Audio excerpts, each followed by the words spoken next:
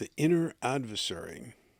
This card begins with a couple of quotes from someone I know, the philosopher Michael Grosso. As a myth, the death instinct is a counterpart to the devil. The devil, like the death instinct, is the spirit that continually negates. Both constructs point to something devoted to spoiling the quality of life. The human soul is divided against itself, as much perhaps in love with death as with life. Against all claims of reason, self-interest, and morality stands the insidious lure of the death instinct. Above and beyond politics and ideology, steeped in the hidden byways of our civilized way of life, is something else with which we have to reckon. The Thanatos conspiracy. And Thanatos, that's a term that Freud used, and it really refers to a death drive. But both Freud and Jung agreed on that. There's a life drive, libido, and a death drive, Thanatos. And again, I was quoting Michael Grosso, a person I consider the co-discoverer of the singularity archetype. He started writing about in the 80s. I started in 78. He calls it the archetype of death, ADE, the archetype of death and enlightenment. But he's read my book and we've talked, and we agree we're talking about the same archetype. This card is inspired by a dream I had earlier this morning, earlier in 2011 when I wrote the card. In the dream, a person I know in the waking life, a person known to have many dark neurotic qualities, is berating someone and attacking their sense of self-worth. I am in an upper story of the house where this is happening, and I am filled with the desire to tell certain people about the sadistic behavior of this neurotic person. The urgency awakens me, but as my waking, from the dream in other words, but as my waking personality and awareness kick in, I realize, in a figure ground reversal, that the dream is not a revelation of the darkness of this actual neurotic person I know, but of my own inner adversary. The dream also relates to an intense discussion I had with a spiritual ally, but I mean a friend with whom I discuss and practice the truths of life, just before I went to sleep. We discussed some new disciplines that are clearly developmental practices for me. We also discussed the inner resistance they would inevitably arouse that would want to sabotage the practices. Realizing I needed to probe into my inner adversary after I realized the meaning of the dream, I went to that Ouija board of the externalized psyche, Google, and typed in Inner Adversary. An article was returned that had the exact title, Inner Adversary. Also remarkable is that the article was written from the perspective of my Jewish ancestry. It directly addressed what was going on with my inner conflict and my efforts to elevate myself with the new practices. It also discussed the existence of an anti-life force in me and others that would oppose efforts at self-improvement. The article felt like a divine message from my ancestors, an instance of Google working as an oracle. To further its work, I am going to include the entire article and follow it with some commentary. I believe it will be as relevant to your relationship with your inner adversary as it was with mine. So here is the article called Inner Adversary, and by Dr. Alan Morinis. I might be mispronouncing his name. Embedded, I include a link to him and the article in the card. Embedded within each of us is a spiritual challenge system. Even if you know what is good, right, and desirable, it isn't so simple just to act that way. No sooner does an inclination to do something good come into your mind or heart than up pops an objection. It might be a contrary thought or feeling or desire pulling you in the opposite direction. The Jewish sages gave a name to this negative impulse. They call it the yetzer hara, the inclination to evil. We all have that inclination, and it challenges us, which is the purpose for which it exists. We are born with free will and can choose to do good or bad, but whenever we try to do something that stretches us in the direction of good, we need to expect to encounter this inner resistance arising from the shadows. We have an inner inclination to elevate and purify ourselves. That's the yetzer hatov, the impulse to do good, and what stands in our way is the inbuilt adversary, the yetzer hara. Rabbi Eliyahu Dessler has given us a very helpful concept to help us understand this give and take, push and pull we experience whenever we try to do something that reflects our ambition to elevate ourselves.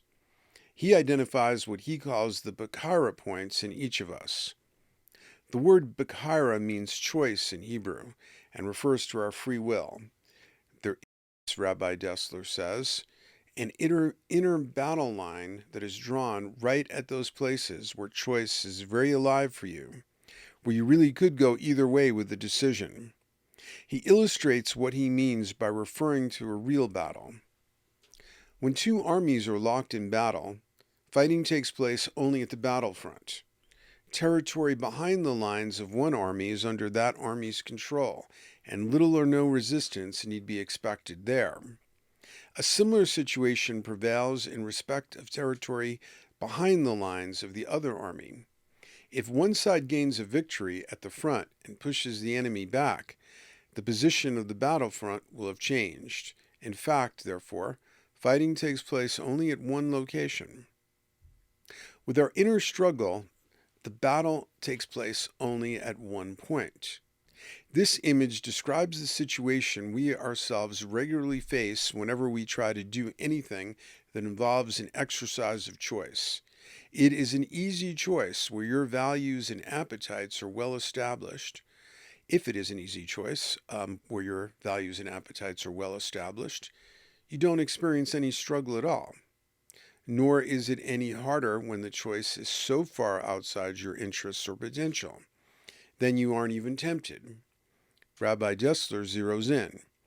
Free will is exercised and a valid choice made only on the borderline between the forces of good and the forces of evil within that person. To illustrate, he gives the example of two people who are very confirmed in their relationship to material goods. One is a professional thief raised among thieves and robbers. This person has absolutely no inner struggle over whether or not to steal because that's his established way of life. For him, whether or not to steal does not present any Beyra at all, says Rabbi Dessler. But still, this person retains the potential to ascend spiritually, and so somewhere within him free will is alive and choices are real. Rabbi Dessler wonders, if this thief were to be discovered in the midst of a robbery, would he shoot his way out of the jam and run the risk of killing someone?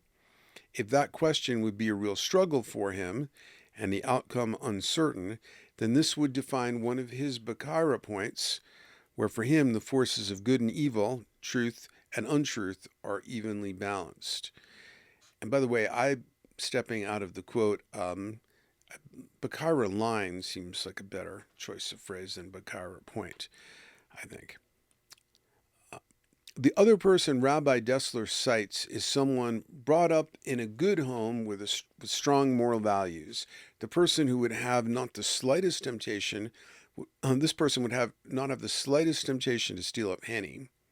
Does that mean he or she has no Beyra point where the tests of spiritual ascent are going to be faced?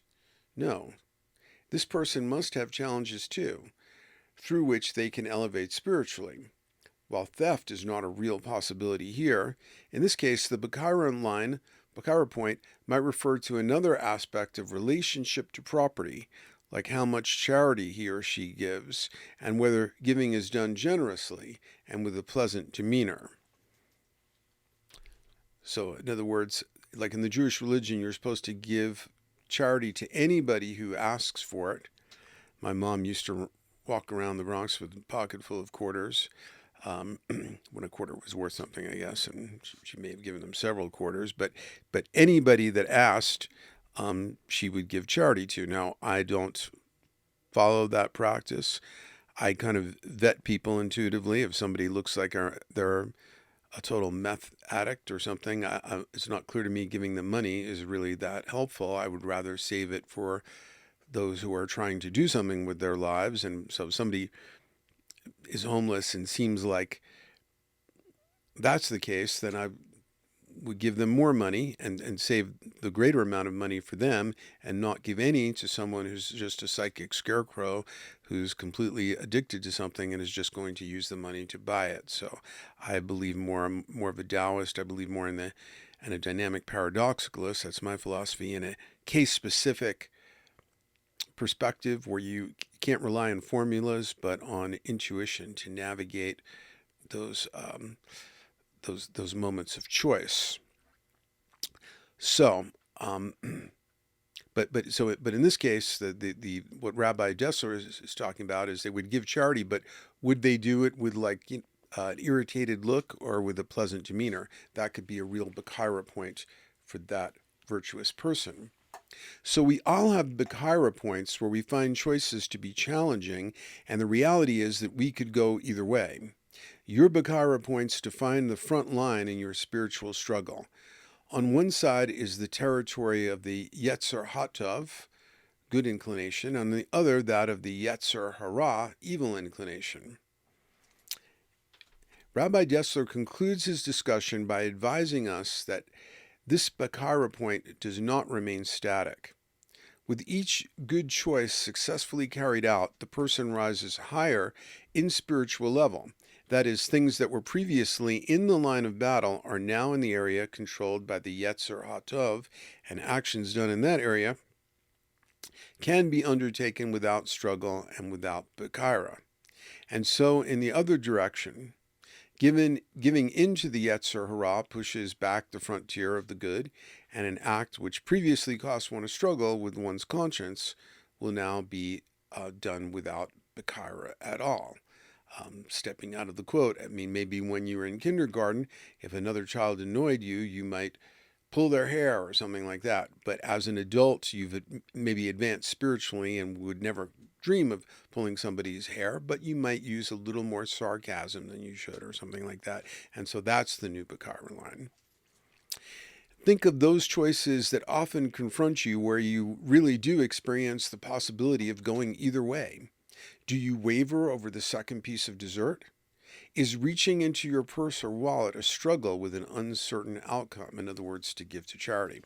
Do you know you should call or visit a sick friend, and yet you hesitate and vacillate over actually doing it? Do you look at the sink full of dishes and lean this way and that way and back again and go all around over whether the responsibility is yours? These points represent the greatest potential to ascend spiritually. You may see yourself reflected in some of these examples, or you may be able to name your own. Wherever your Beyra points may be, rest assured that you have them. They represent not only places of uncertainty in your behavior, but they are also the openings where you have the greatest potential to ascend spiritually. It is important to recognize that each choice you make can be a rung on the ladder of your spiritual ascent, or, unfortunately, the opposite. I'm going to step out of the quote for a second to give another illustration of this. So a person who's spiritually lazy will think that they are virtuous because there are certain bad things that they would never do. They would never be a capitalist who would strip mine, start a strip mine to make money. Maybe they would never use the N-word. Maybe they're a vegan and they wouldn't eat animals. But on the other hand, maybe they would cheat on their boyfriend or girlfriend. Maybe they would do all kinds of other things. Maybe they harshly judge other people for microaggressions and try and cancel people who have a different point of view than theirs. they would rather focus on the things where they have, at least from their perspective, established virtue. That, yeah, they don't run an oil company, but they might be a perfect asshole in like dealing with their friends and lovers and so forth. And so really that's where the focus needs to be if you want to improve spiritually, not by feeling superior that there are certain bad things you would never consider doing that other people do, and thereby gain lazy feeling of spiritual virtue comparatively. You focus on where you might go either way, your vulnerable areas where you might choose the lesser or higher option, and that's the real front line of your moral struggle if you really want to work on improving yourself. And I'll also throw in my, because I'm quoting from my Jewish ancestry. I don't actually. I'm actually going to get the book that this comes from, and it's, you can, if you have an Audible membership, apparently you can get it, listen to it for free. Um, but I don't follow traditional Jewish practices. At one point, I came up with my own one sentence version of the Jewish religion, which does have some bearing here. So I'll throw it in here. And it is to carry the torch of consciousness forward and engage in rigorous self examination for the purpose of advancing ethical conduct. So to apply that, I would examine myself and look for the Beyra points. Where might I be likely to make to do something spiritually, socially, ethically, emotionally wrong? So yeah, I don't shoot people, so I can just feel lazily virtuous by the fact that there's no body count associated with my life. But for me, it might be my being a little haughty, arrogant, and sarcastic to people. And I might very well do that in some cases appropriately and in other cases inappropriately. And so that is a real Beyra point where I really need to watch it and be like, where am I appropriately using sarcasm, which, contrary to what some people think, mocking and sarcasm can be useful in some cases, especially like when it's political satire. But when it's a person right in front of you who may misinterpret it or be severely wounded by it, as compared to somebody who's being a total jerk and needs to be deflated, then that crosses, I prefer Beyra line, that becomes a sin. And so that's an area where I very well might screw up and need to watch it. So we each have our places where we need to watch it. And it's much better to watch those places than to pass judgment on others who commit sins of the sort that we're not tempted to do. Just as your spiritual curriculum, going back to the quote now, just as your spiritual curriculum and set of Beyra points are distinctive to you, so does your inner adversary, your yetzer hara, come at you with challenges that are uniquely tailored just to you. You're only going to be tempted or pushed in regard to traits and choices that are personally challenging for you. Perhaps you know you should be more patient with your spouse or children, and you want to be, but as soon as you set that resolution, whose inner voice is it that points out to you how outrageous it is that they are so slow or late or whatever? You want to open your hand in charity, but as soon as you make the first move to reach into your pocket, where does the thought originate that wonders whether you will have enough for yourself? You decide to lose a few pounds. So who is it who tells you that having only one more won't matter?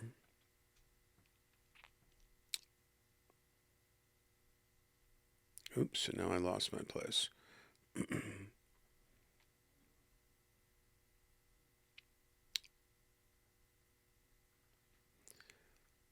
But again, I'll just, while I'm looking for my place, the idea is, and that comes from the dream, is we're often looking at like outside adversaries, like political parties we don't agree with, or somebody who's really irritating us. But what we often don't look at is that frequently expressed idea that's often not taken seriously enough of being our own worst enemy. Okay. Um,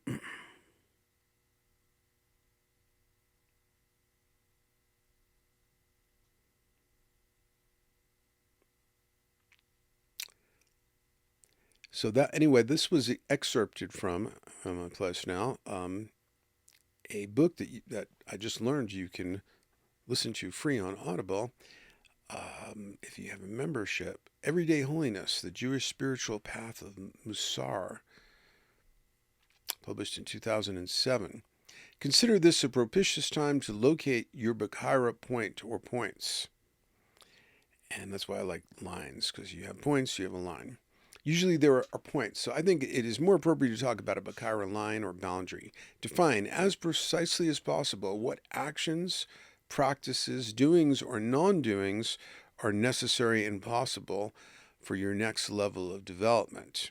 Some of these can be defined sharply, like don't eat sugar foods, and that's something where I could be tempted, so it's a real Beyra line. If it's about don't be sarcastic when it's going to really harm somebody, that's much more subjective and it's going to require real-time intuition.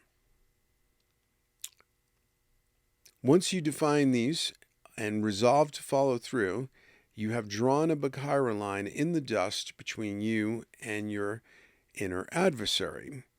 So in the case of a more subjective one, like with a sarcasm, then the idea would be, the I Ching puts a high value on reticence.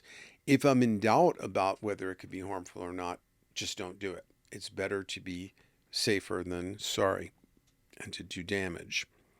It would help to make the inner adversary an ally by accepting it as your goad, your spiritual challenger, your inner trickster. Consider it a worthy opponent. Recognize its trickery and resistance to growth, and use its presence as a catalyst toward vigilance and impeccability. So this idea of the inner adversary is also well recognized in those wonderful books by Pressfield. I think it's James Pressfield, the first one of which is called The War of Art. And the creative person is always facing what he calls resistance, but we could also call it the inner adversary that's always coming up with excuses and why things could be procrastinated and so forth. The inner adversary overlaps with what Jung called the shadow, and it may even contain positive aspects of yourself that have pathologized. So with Jungians, there's an idea of the golden shadow. Sometimes that adversarial force has some positive aspects if you understand it properly. Your inner adversary, too, may grow when you refuse to relinquish responsibility for yourself and your actions. Now is the time to define and defend your Beyra line. If not now, when?